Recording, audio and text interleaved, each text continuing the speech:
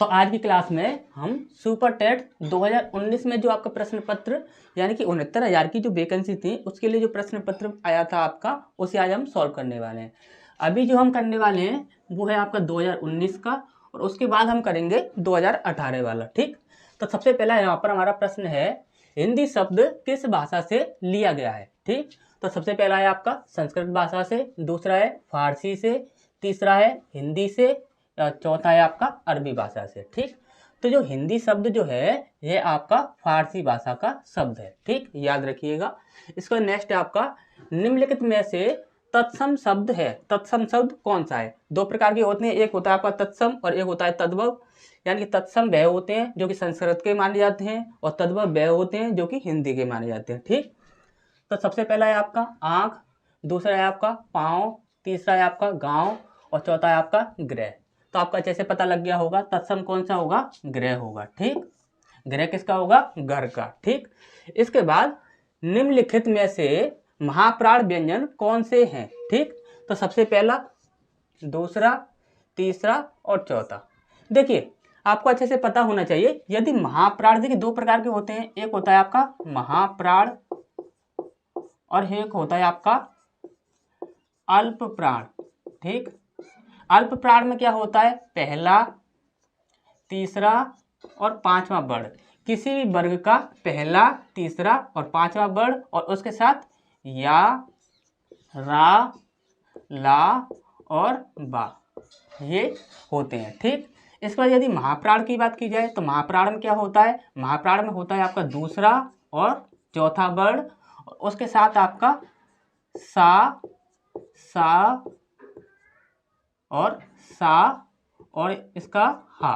ठीक, ये आपके तीनों सा और हा, और किसी भी वर्ग का दूसरा और चौथा वर्ण किसमें आते हैं, आपके महाप्राण में। ठीक, अच्छे से आपको ये चीज पता होगी।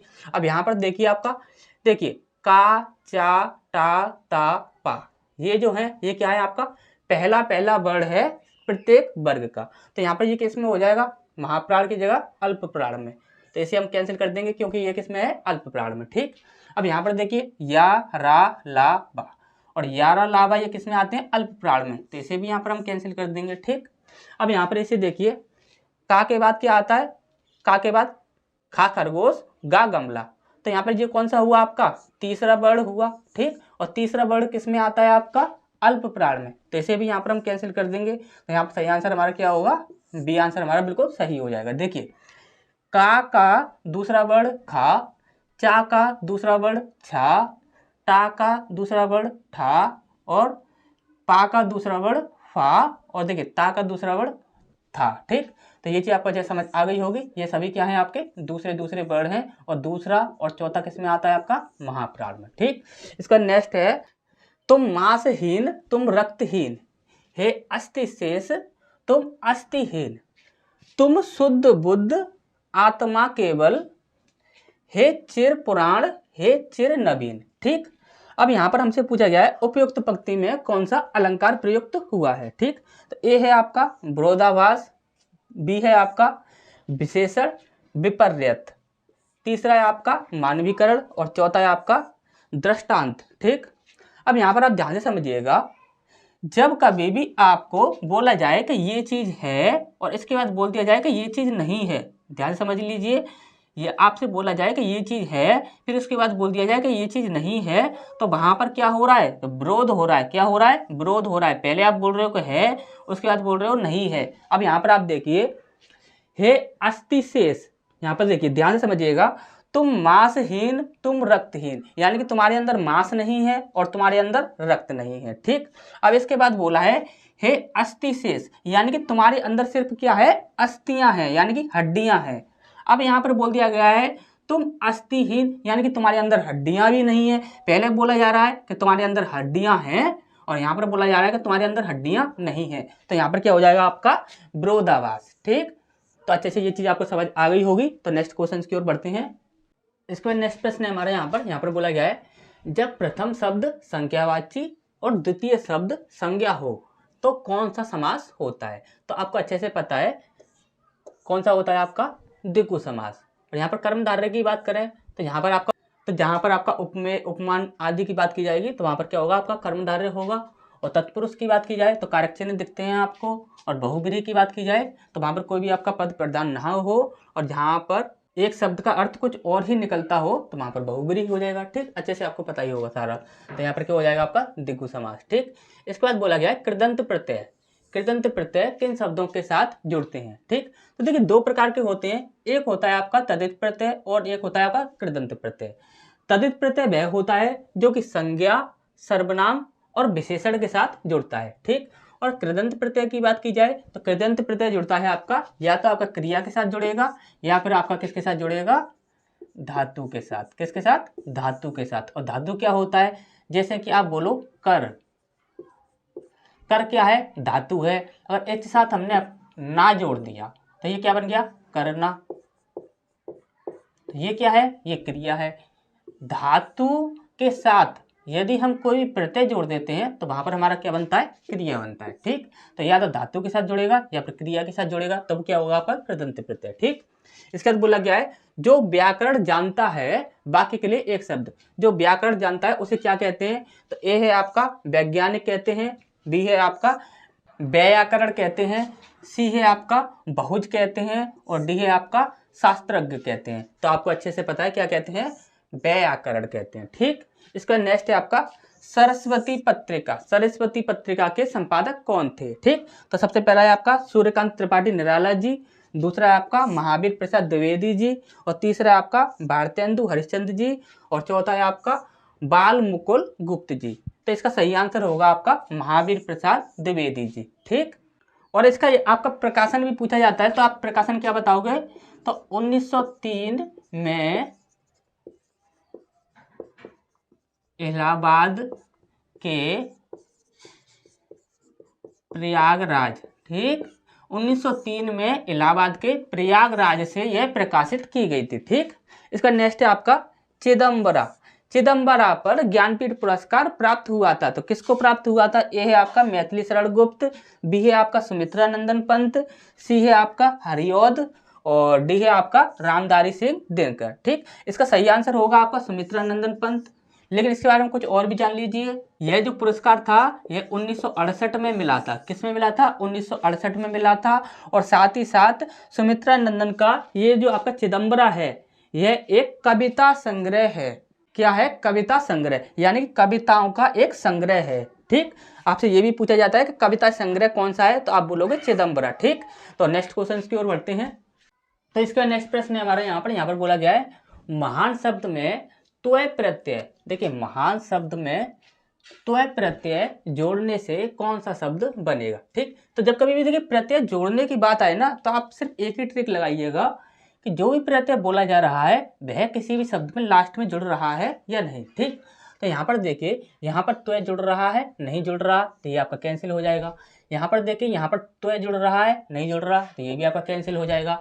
यहाँ पर देखिए यहाँ पर त्वय जुड़ रहा है, देखिए यहाँ पर त्वय जुड़ रहा है, तो यही हमारा बिल्कुल सही आंसर हो जाएगा। और यहाँ पर देखिए यहाँ पर भी नहीं जुड़ रहा, तो ये भी गलत हो जाएगा। ठीक, सही आंसर क्या है हमारा, सी। ठीक, यही चीज़ आप किया कीजिए। ठीक, इसका नेक्स्ट है आपका महावीर प्रसाद द्विवेदी ने आदिकाल को क्या संज्ञा दी थी। ठीक, तो देखिए ये जो आपके नाम जो होते हैं, नामों से काफ़ी प्रश्न पूछे जाते हैं। ठीक, तो इनको आप याद रखिएगा। ठीक, तो सबसे पहला है आपका बीजपन काल, दूसरा है आपका आदिकाल, तीसरा है आपका वीरगाथा काल और चौथा है आपका चारण काल। ठीक, तो यहाँ पर महावीर प्रसाद द्विवेदी जी ने आदिकाल को कौन सी संज्ञा दी थी, तो बीजपन काल। ठीक, अब इसका नेक्स्ट है आपका बीती विभावरी जागरी अंबर पनघट में डूबो रही तारागट उषा नागरी।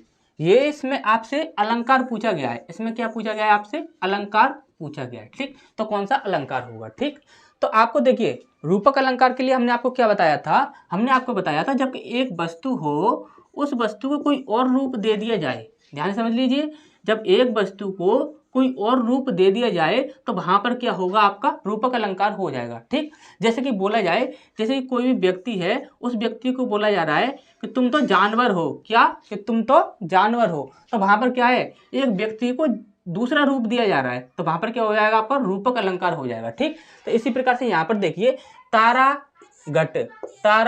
घट अंबर पनघट।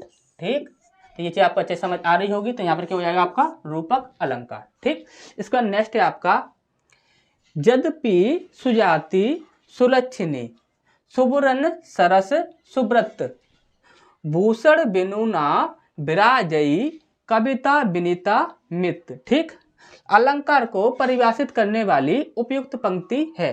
तो ये किसकी है, ये हमसे यहाँ पर पूछा गया। ठीक, तो ये है आपका केशव दास, दूसरा है आपका बिहारी लाल जी, तीसरा है आपका सेनापति और चौथा है आपका आचार्य दंडी जी। ठीक, तो इसका जो सही आंसर है वो है केशव दास जी। ठीक, इसका नेक्स्ट है निम्नलिखित में से कौन सा शब्द सरस्वती का पर्याय नहीं है। सरस्वती का जो पर्याय नहीं है ये हमसे यहाँ पर पूछा गया है। ठीक, तो सबसे पहला है आपका बीड़ा पाड़ी, दूसरा है आपका भारती, तीसरा है आपका बाग देवी और चौथा है आपका जानवी। ठीक, तो देखिए बीड़ा पहाड़ी होता है, भारती ये भी होता है, भारती को तो कोई भूलता ही नहीं है। ठीक, इसके बाद है आपका बाग देवी, इसे भी कोई भी नहीं भूलता। ठीक, अब इसके बाद है आपका जानवी, तो जानवी होता है आपका गंगा का, किसका, गंगा का। ठीक, तो नेक्स्ट क्वेश्चन की ओर बढ़ते हैं। इसके बाद नेक्स्ट प्रश्न है हमारे यहाँ पर बोला गया है मैं, हम, तू, तुम आदि शब्द हैं, क्या है। ये है आपका संबंधवाचक सर्वनाम, दूसरा है आपका अनिश्चयवाचक सर्वनाम, तीसरा है आपका प्रश्नवाचक सर्वनाम और चौथा है आपका पुरुषवाचक सर्वनाम। तो यहाँ पर सही आंसर क्या होगा आपका पुरुषवाचक सर्वनाम होगा। लेकिन पुरुषवाचक सर्वनाम के भी आपके तीन भेद होते हैं। ठीक, तीन भेद क्या क्या होते हैं, एक होता है आपका उत्तम पुरुष, मध्यम पुरुष और एक होता है आपका अन्य पुरुष। उत्तम पुरुष की बात आएगी तो जब व्यक्ति बोलने वाला जो व्यक्ति होता है वह स्वयं के बारे में बात करता है तो वहाँ पर उत्तम पुरुष होता है। मध्यम पुरुष कब होगा, जब बोलने वाला व्यक्ति सुनने वाले के बारे में बोलेगा तब वहाँ पर मध्यम पुरुष होगा। ठीक, उसके बाद होगा आपका अन्य पुरुष, तो अन्य पुरुष कब होगा, तो अन्य पुरुष तब होगा जब बोलने वाला व्यक्ति ना तो अपने बारे में बोले ना ही सुनने वाले के बारे में बोले, वह किसी और के बारे में बोले। ठीक, अब यहाँ पर औरों की बात करें तो देखिए संबंधवाचक सर्वनाम कब होगा, जब सर्वनाम जो होगा जब संबंध बताएगा। अनिश्चयवाचक जहाँ पर निश्चितता का बोध ना हो और प्रश्नवाचक जहाँ पर सर्वनाम के द्वारा प्रश्न पूछा जाए। ठीक, अब यहाँ पर नेक्स्ट प्रश्न है हमारा निम्नलिखित में से कौन सा योजक चिन्ह है। ठीक, योजक चिन्ह यहाँ पर पूछा गया है। तो देखिए यदि ए की बात की जाए, इसकी बात की जाए तो ये तो आपको अच्छे से पता है कि यह क्या है, आपका पूर्ण विराम है। बी की बात की जाए तो ये क्या है, तो ये आपका अल्प विराम है। ठीक, तो यही हो जाएगा आपका योजक चिन्ह। और इसकी बात की जाए डी की, तो डी ये जो होता है, तो देखिए दो नाम होते हैं इसके, एक होता है आपका अवतरण चिन्ह और एक होता है उद्धरण चिन्ह। ठीक, तो अवतरण और उद्धरण दोनों ही नाम इसी के होते हैं। और ये जो होता है ये दो प्रकार का होता है, ये एक हरे अवतरण और दोहरे अवतरण। ठीक, एक हरे अवतरण में क्या होता है कि सिर्फ एक, ठीक, और दोहरे अवतरण में ये दो दो। ठीक, ये एक एक आए तो एक हरे अवतरण और ये दो दो आए तो दोहरे अवतरण। ठीक, इसका नेक्स्ट है आपका बुद्धिमान शब्द किस संवर्ग में है। ठीक, तो सबसे पहला है आपका संज्ञा, दूसरा है विशेषण, तीसरा है आपका सर्वनाम और चौथा है आपका अव्यय। तो देखिए बुद्धिमान किस में आएगा, जैसे आप बोलते हो वह लड़का बहुत बुद्धिमान है, तो लड़का की विशेषता बताई जा रही है किससे, बुद्धिमान शब्द से, तो क्या हो जाएगा आपका ये विशेषण। ठीक, इसका नेक्स्ट है आपका कवि का स्त्रीलिंग है, तो कवि का स्त्रीलिंग क्या होगा, सबसे पहला है आपका कवित्री, दूसरा है आपका कवयित्री, तीसरा है आपका कवयित्री और चौथा है आपका कवयित्री। ठीक, तो यहाँ पर देखिए कवयित्री ये वाला जो होता है ये आपका बिल्कुल सही होता है। ठीक, इसके बाद आपका एक पैराग्राफ है जो कि आपका पूछा गया था, उसे भी देखते हैं, उसे भी सॉल्व करते हैं।